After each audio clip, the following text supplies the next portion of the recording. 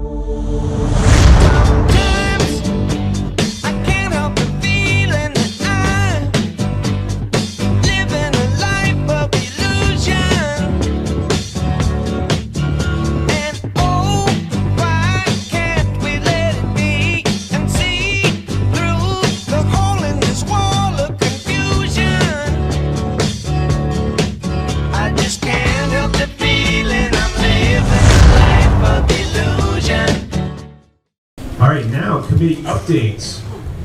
So election integrity, Tina Peters, and are you going to say something before Chris, or just? Oh, that's what I was just going to say. I'm allotting my time to Chris Gleason.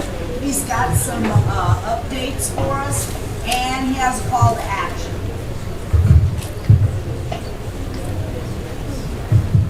Hi everybody, my name is Chris Gleason, for those of you who don't know me. I have been working on some interesting stuff in election integrity all across the United States. We've done some pretty amazing things, and we've captured a lot of data, we've captured a lot of evidence, and the folks here at the Pinellas County Watchdogs have actually played a huge role in helping expose what's going on with ES&S and the rigging of the elections. So we discovered stuff here first, down in Lee County, and then here in Pinellas, we've been waging some warfare against Julie Marcus for her multitude of election law violations and violations of both federal and state law, all tied to the rigging of the elections. Who here thinks that Donald Trump wasn't cheated in the election here in Pinellas County in 2020? Anybody here don't think that? Does everybody here agree that that is exactly what happened? All right, so it's important to understand why we ask that question, why we have to think about that, right? Does anybody here know how many votes that Donald Trump lost to Joe Biden by? 1,100 something? It was actually 1,241. Yeah. And there was this interesting data piece that we knew was going to be a problem because we had identified it in all of these areas all across the country, starting, like I said, in Lee County. And it was this mysterious thing called the blank ballot, right? So what they were trying to sell us is that tens of thousands of voters would go out between early voting, election day, and vote by mail and cast a 100% blank ballot. No. Yeah. Okay, so here in Pinellas County, do you know how many 100% blank ballots were cast? 16,000. 18,000. 16,000. So in it was 16,804, and then there were 7,805 duplicated ballots. Who here knows what a duplicated ballot is? It's a ballot that somebody spilled their coffee on and it was defective, so they had to duplicate or forge a new ballot. How many duplicated blank ballots? We don't know because unfortunately we have been prevented from seeing the audit logs here in Pinellas County. So I sued over this. I sued Julie Marcus over it, laid out my case, and the great people here and some folks elsewhere helped finance that legal battle. And then a corrupt and crooked judge who was the beneficiary of the vote rigging in her own election case ruled against me. That was the Judge Patricia Muscarella. Now, we're not done yet, and there's some more interesting and fun stuff that's coming out of all of this. So, me being undeterred, utilizing my good friends here, we decided that we were going to attack ES&S nationwide. Yeah. So we had created some AI that helped me create legally sufficient public records requests to send out to every municipality in the United States that used ES&S machines. And so they helped us get the points of contact, and we sent out these requests. What's And we- ES&S? ES&S is election software and systems, and basically they're the largest election software manufacturing company in the world. But we use them instead of Dominion. Yes, yeah. But Dominion and ES&S, it's the same thing because in 2010, the DOJ broke up ES&S into two companies, Dominion and ES&S. So it's the same software. So here's where things get really interesting, right?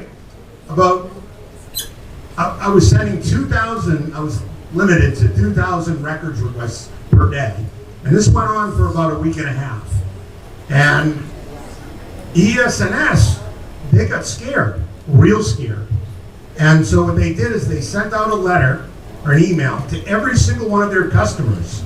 And they said, do not give Chris Gleason of the Justice Society access to this data. Because if you do, it is a violation of the trade secrets of our software and your agreements with us. And moreover, if you give him this information, he could compromise the elections. Really?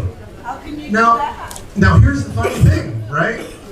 We did this thing with the public records request. It was so big and so massive and such a great scale that the election administrators, and there are some, believe it or not, who are crooked. And they are on the spot and they fill the requests right away. And so we had this one tiny little county in Texas that provided us full unredacted audit logs. And these full unredacted audit logs proved everything that we were saying all along. And it made me giggle because I'm like, you guys, they're so screwed now. And so we've been fighting this. We've been fighting in Maryland. Did the same thing in Maryland. And a lawsuit is being filed there right now. And we're going through some stuff there. And it's beautiful. So this big request that we did was made in August, okay, past summer.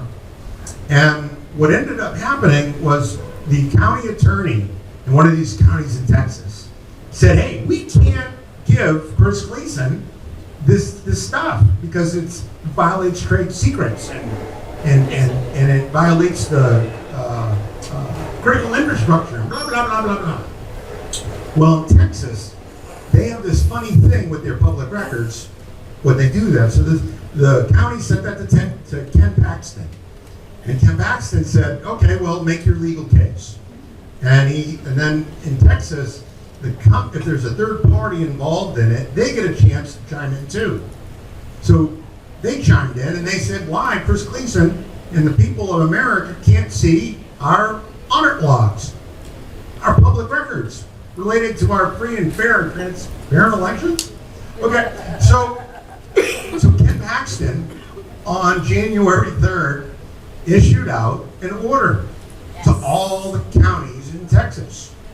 And you know what he told them? Do it. You have to give Chris Gleason.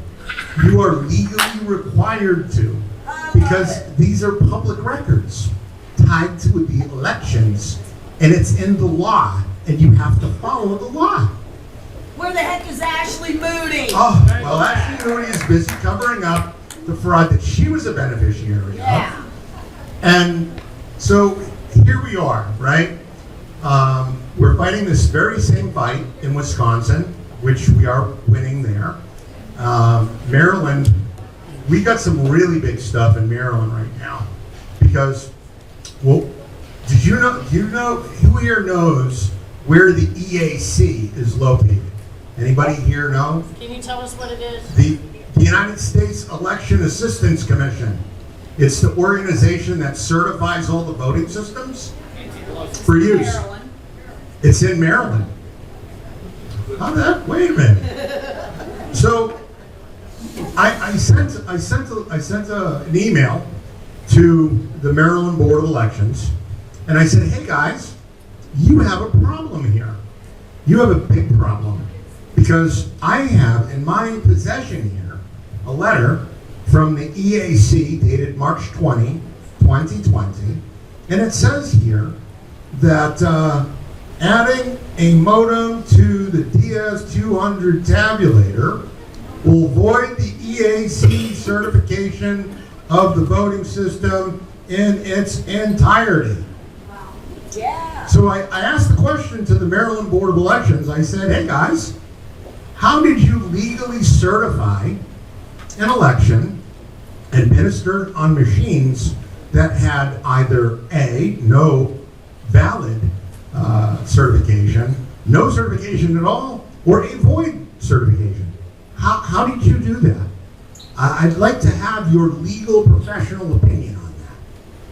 And some of those members of the Maryland Board of Elections, they got a little squirrely. And so they said, oh, well, we're going to rope in our attorneys on this. I'm like, hey, that's great. Okay, I can't wait. And so they roped in the Assistant Attorney General for the state of Maryland. And I said, hey, I am so glad that you're involved now. Because here are all the violations of Maryland election code that the people who you are overseeing are doing. And they're violating the public records request laws, and they're doing all of this. So when can we expect to see some criminal indictments? Yeah. And he didn't like that so much. But that's okay. So what I did was I decided that it would be best that we roped in the folks from the EAC. So I sent the letter again to the Maryland Board of Elections, and I copied the entire board of the United States Election Assistance Commission.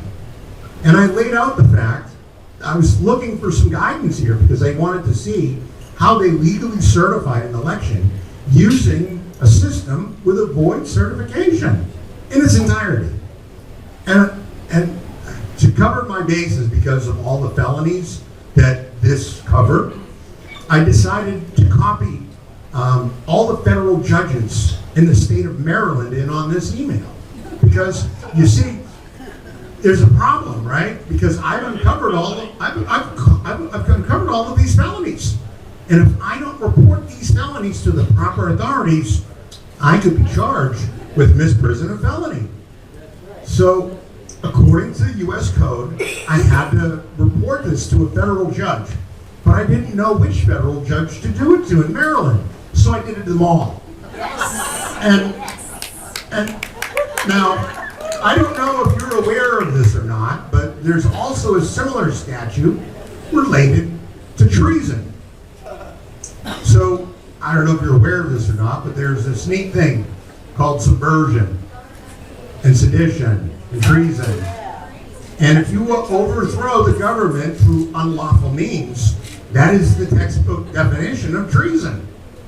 Well, I had to report that too. So I did. So all the federal judges, they're on notice, and now they're all in a really uncomfortable position. So in our public records request to the Maryland Board of Elections, we ended up finding out that this person in 2015 sent a letter, or an email rather, to the Maryland Board of Elections, informing them that the fact that the ES&S tabulators had modems attached would void the federal certification, but it would also void the Maryland state certification. It wouldn't have been certified for use. This is in 2015. So they already knew. So here's the funny thing. The real question is, who sent that email? Tell them. Well, the person who sent that email, her name was Lynn Garland. Does anybody, you might have heard of her husband. Yeah. Merrick Garland. That's her husband. Merrick Garland's wife sent a letter or an email to the Maryland Board of Elections saying, you can't. So we kind of cut them over a barrel here and there, okay? Now, in Florida, we've been fighting this blank ballot thing because what we see, and we see this nationwide, by the way, in all of the municipalities, all the counties, where you have very large numbers of blank ballots being cast, you have large numbers of Democrats winning. How does that work? Yeah. Oh. And so these blank ballots, people are saying, well, what's a blank ballot? I'm like, well, a blank ballot is a ballot that doesn't have any marks on it. Now, here in Florida, the election fraud mafia, and Ashley Moody and all the Courtberg and all of them, they're like, oh, no, you don't know. Dustin Chase here in Pinellas County. Chris Gleason doesn't know what he's talking about. Well, I have the manuals for the machines, and the manuals for the machines tell us what a blank ballot is. But there's also this other really cool thing, right? It was a survey that the EAC did of every state in America. And they wanted to determine how each state thought or used what was an undervote, what was a blank ballot. So here in Florida, again, they're lying and they're saying, oh, well, a blank ballot is a ballot where there's multiple pages and a couple of the pages are blank. No, that's not what it is. That's not what it says. Because I have in my possession here this wonderful survey completed by Maria Matthews, the head of Florida elections, telling us what a blank ballot is. And it's exactly what we said it was. Blank. So the real question we have to ask is, can we really trust our elections? And we really can't, because we don't have real elections. Because for the past, since 2000, I believe 2009 was when they first certified the EAC machines for use here in Pinellas County. So realistically, they have not had a legal certified election here in Pinellas County since 2009. Maryland, they haven't had one since 2014. So, Julie Marcus has a real big problem. And we all have a real big problem. Because for every single one of those blank ballots, okay, it's a felony under Florida law. It's also a felony under federal law.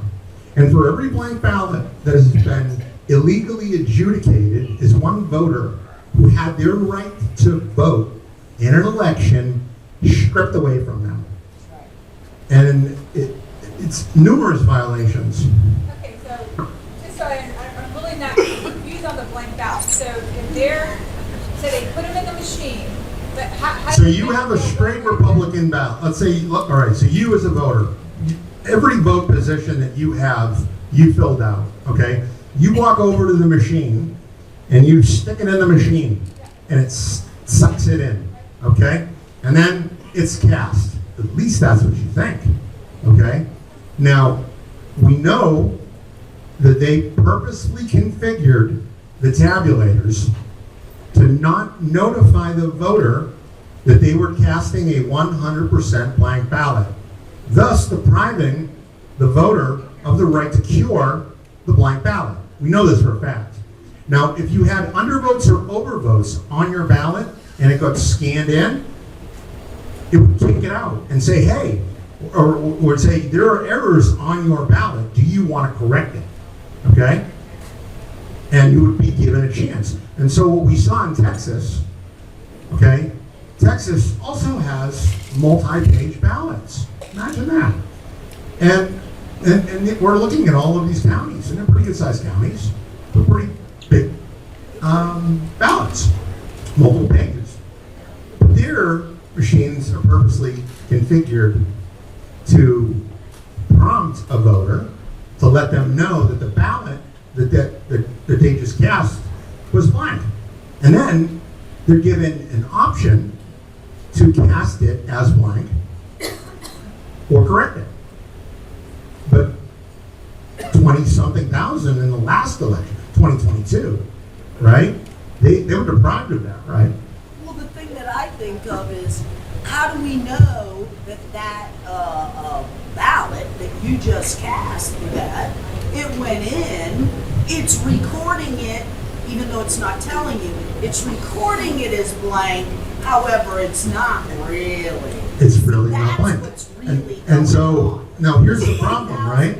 So these blank ballots, these machines have the capability of recording the ballot image for every ballot. But you know what? They're not recording the image for the blank ballots. Get it?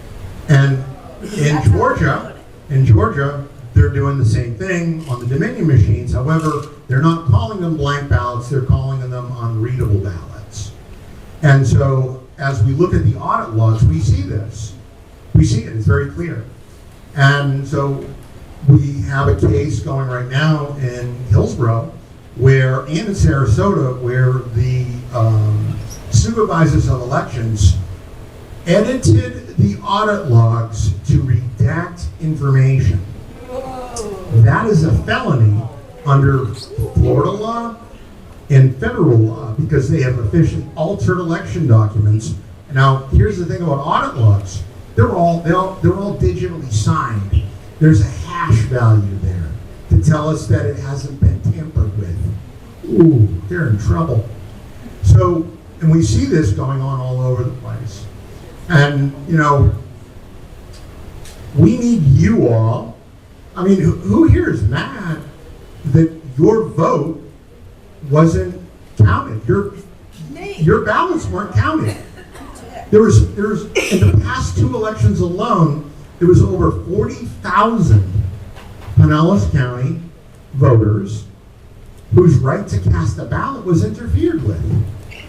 That's 40,000 years in jail just for the interference of the casting of the ballot.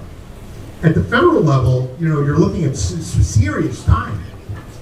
I'm trying to figure out where it's being corrupted, because I was a machine person at the precinct, so I was over the scanners. So at the end of the night, okay, there's a printout that goes, if we post up on top of the door. We can't hear It you. said how many, we can't hear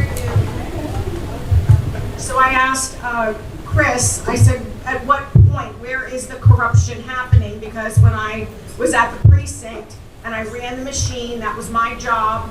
And at the end of the night, what happened is you get a report. It says right there how many votes for how many were for DeSantis, how many was for, I forget who was running, but the whole printout. You put it on the door, there's a thumbnail. I have the thumbnails. I have them in a plastic bag, and I have to go take them to the center where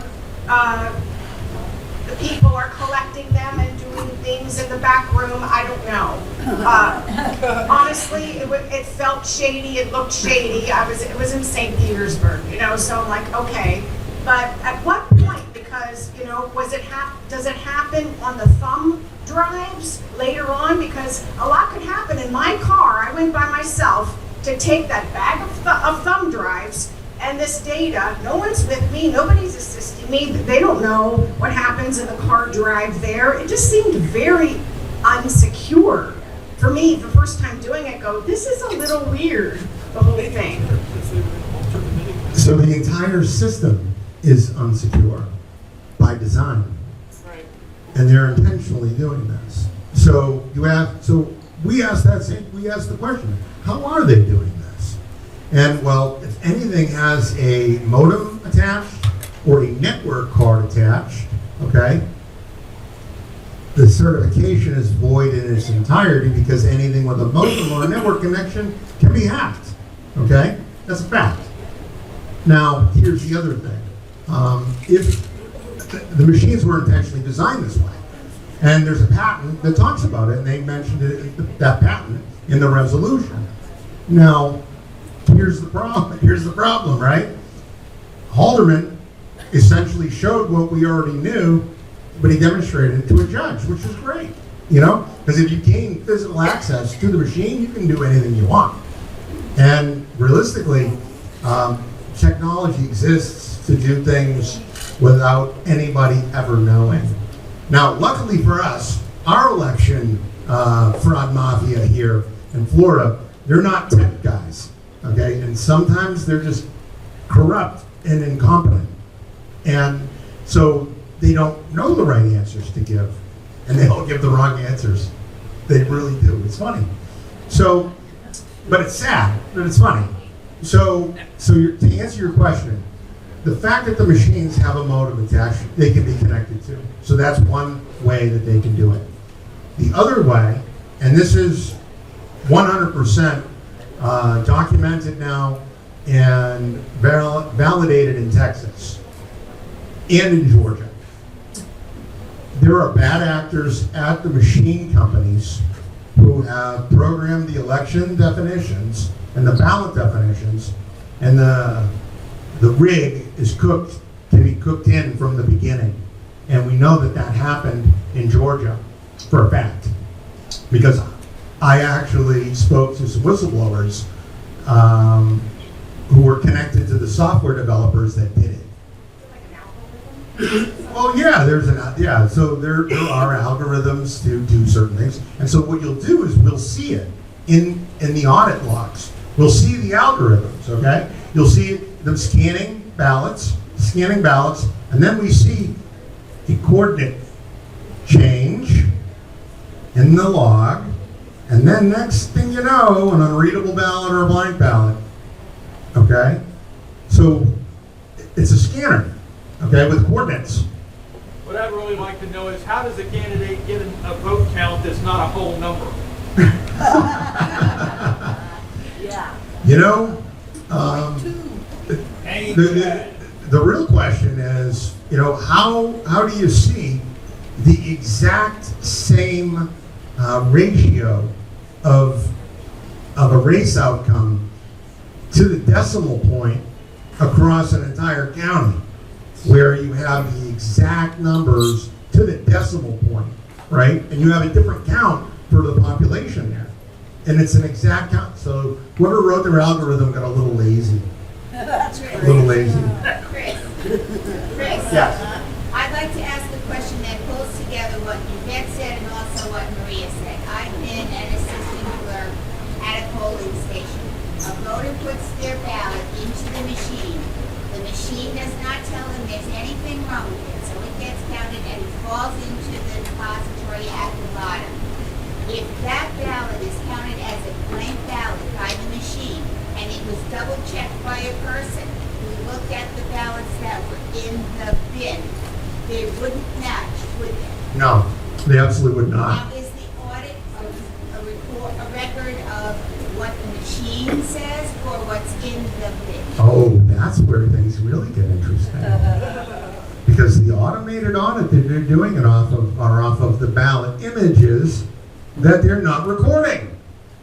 Isn't that cool? Yeah, that's cool. And by the way, the software that they use to do this, it's not certified by the EAC, and neither is the ballot duplication software. Oh, and by the way, the ballot duplication software, it is connected to the internet because it won't work if it isn't connected to the internet because it's in the patent, and that's how it works. I was a machine manager, like she was involved, and I thought everything she said, I said the same thing too. So my question for you all is: were there sorting bins or slots with the DS200 tabulators? Because some of them are enabled where they can outstack the ballots. Okay, or the DS200s. For the DS850s, they definitely do that. And so it becomes very, very easy to cheat, right? If they outstack all of the blank ballots into this one bin and they have a count, right, of how many blank ballots were cast, all they got to do is take that, blank ballots. Oh, so now here's the funny thing, right?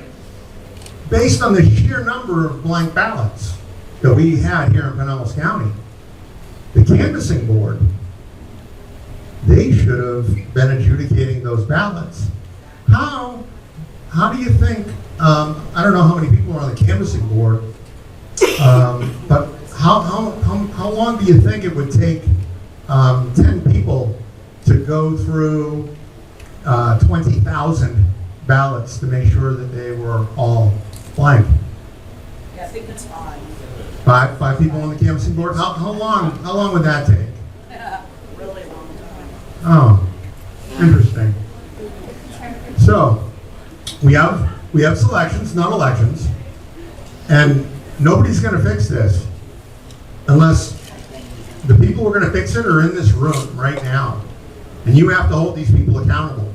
So to go one step further, the case she was talking about that we take to the town hall by ourselves in our own personal vehicle.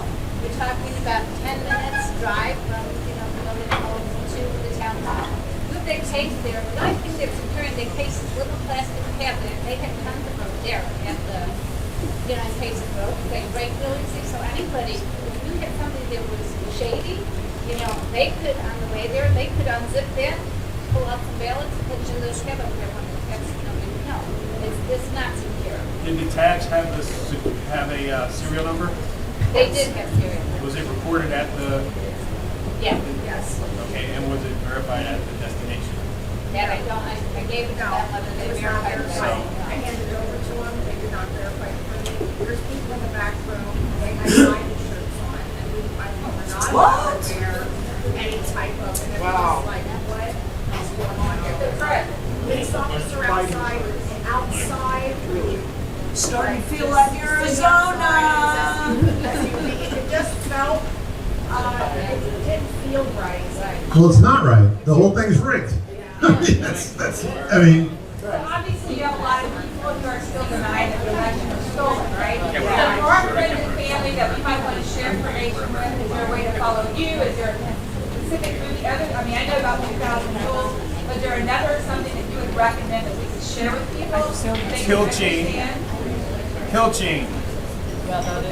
so I have a Substack that I really go into excruciating detail on a lot of the stuff on, and sometimes it's way too much for even people. I give people headaches who work in this, but it is a good resource. Now, here's the thing, and actually I was in a meeting with some folks from Tampa today discussing taking out Greg Latimer there, and this one gentleman, he said to me, how do I talk about this, Chris? He's like, this is so bad, because I brought all the receipts. I have all the receipts, and it really is irrefutable, okay, at this point. And so what I say is this: what we're doing here, real elections, okay, that's a nonpartisan issue. And I like to ask questions of people, right? So one of the things that we know, right, and there's a lot of polling data on this. 93% of all Americans polled believe that there should be no cheating in elections. Okay? I mean, 93%. I mean, that's pretty high, right? I mean, you would think that you would have like all, but the 7%, they're in the DNC and the RPOF and the RNC. I mean, that's the truth. Because really, at the end of the day, we have a massive fraud problem here in Florida. Okay, and and those people like Adam Ross and Todd Jennings and their little cabal there, right? They're okay with the cheating, all right, as long as it benefits them. Well, the problem with that's a crime, all right. And I, as a veteran who lost friends, okay, I have a problem with that. I have a real problem with that. I have a violence problem with that, really. Now, luckily, I have a very good relationship with God, and I'm not going to send these people to where they belong. But, you know, at the end of the day, 93% of all Americans agree that we should have real elections. 93%. Can anybody here name one other issue that 93% of all Americans agree upon? Anybody? I'm waiting. What? Congress sucks. Yeah, exactly. So let me ask you a question. If everybody agrees that Congress and that our government sucks, right? Well, how do these people keep getting in? Right. Oh, we might have figured something out here. We might have figured something out. So my thing is this: we have to hold them accountable, all right? And if I was a candidate, all right, because people ask me to run against Julie Marcus, and I'm like, yeah, no. I can't. I already put my wife and my kids through enough without having to put them through that. I go, but I'll work and I will help expose this everywhere, because the stuff that I'm doing is a little bit bigger than just Pinellas County. All right. So, and our work is taking out, like right now in Wisconsin, we're taking out 2 sitting Supreme Court justices and an attorney general. Okay. We've exposed the entire election fraud, money laundering operation. Okay, we've exposed it. We know everything about it. We know stuff that they don't even know about it yet. And it's irrefutable.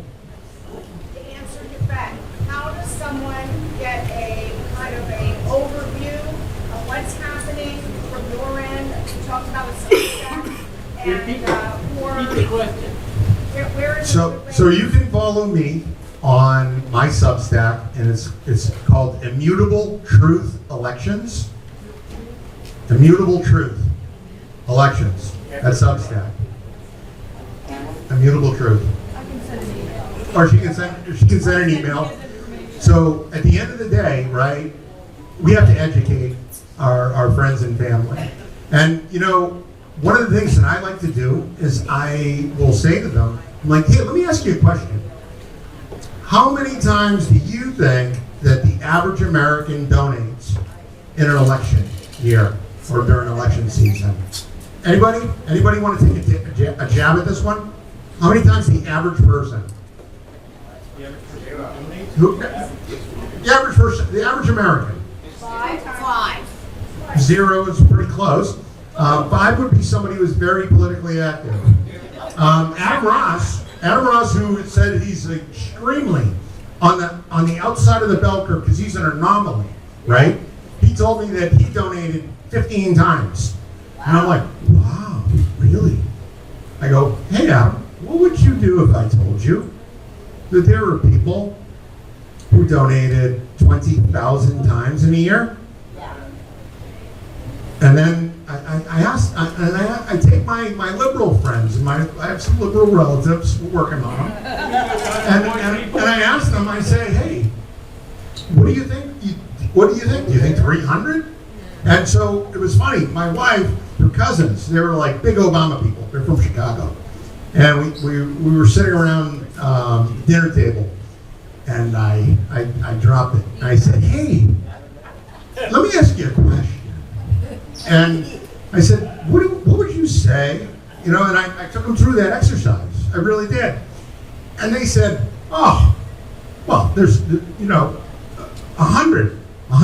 I'm like, so 100, you say, so anything above 100 in one year would be too much for you? Oh, yeah. I'm like, okay. I had the same conversation with my CFO of a company that I had. And I asked him, I said, Mark, what do you think about this?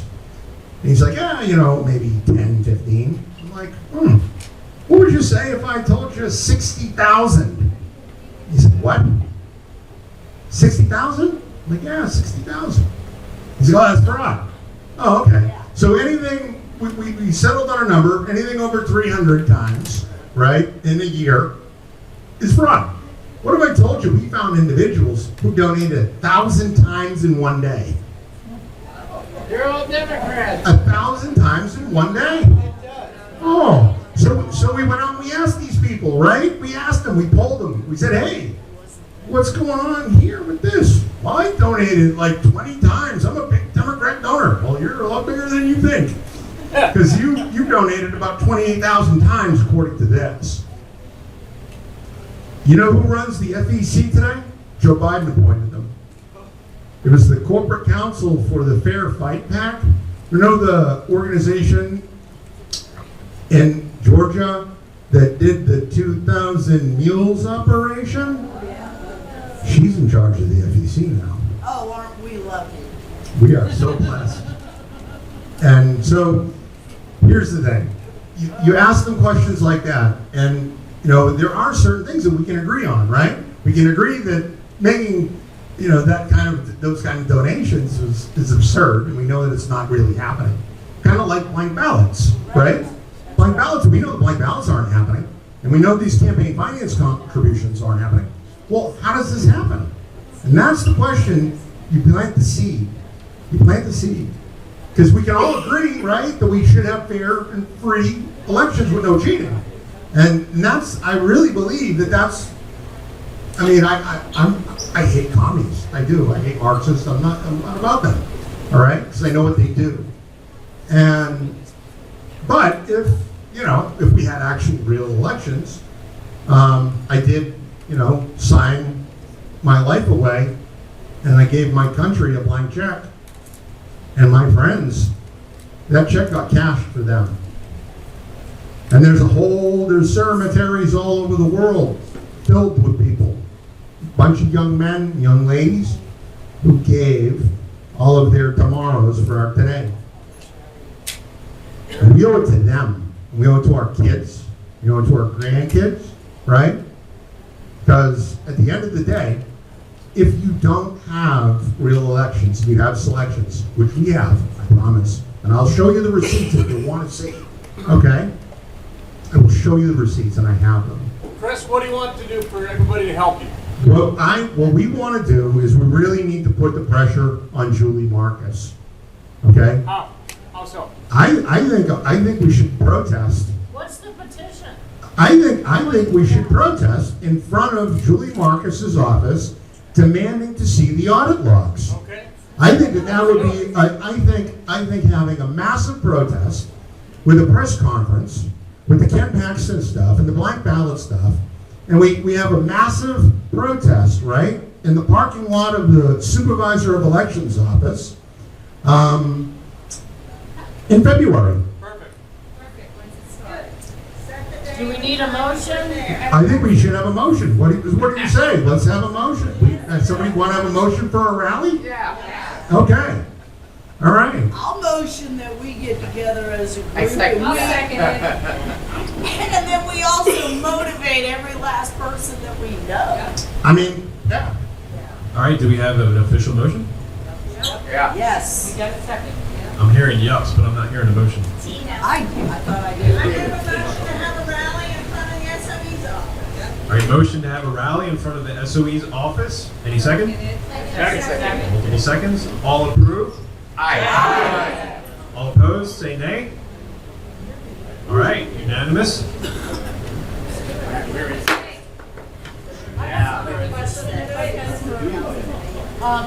Do we have enough evidence to take something to the sheriff?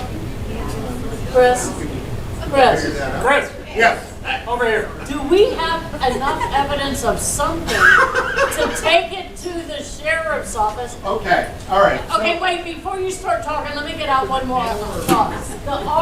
The Republican Party has done nothing about this problem. They know about this problem, and there's one more reason for everybody to become a member so that we can start making hard choices. What? He doesn't win, that's why. That is correct. They got some plan up their sleeve right now. You're running up. Biden's again, and nobody's running against him, and it's not even debating. What's up their sleeve? There's something. Start with a virus, import it into America, talk about it non-stop, call some governors, nod them, that's your guys. Put patients into nursing homes, kill thousands, blame the president, keep blaming, blame some more, lock down small business, kill the economy, push mail-in voting, stoke a race war, call for riots, pick a candidate, no, not her, yeah, that's more like it, lock him in his basement, shield him from the press, don't cover this, don't cover this, don't cover this, keep doing that, ignore the economic recovery, downplay the world peace, pump the polls, pump, don't stop pumping, install your software in swing states. That was fast. Take control of polling stations, call off the election when you're losing, kick everyone out, pull out all the extra ballots, get the software to do its thing, get the media to say it's over, call the big tech guys, ban anyone who notices, act like the whole thing never happened. Stealing the most powerful republic in the world, it's that easy.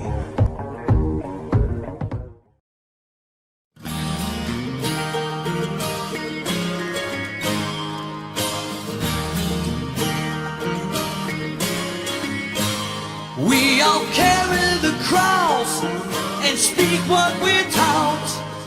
Lies and money become the white man's god. We burn all our bridges one too many times. The time has come now to draw the line. You know you got to stand. I stand for what you believe. You know you got to stand. I stand for what you believe. Ooh, you got to stand for what you believe. All right. Ooh, you gotta listen now. Express yourself in the face of change. Repress yourself, you surely seal your fate. You gotta look inside.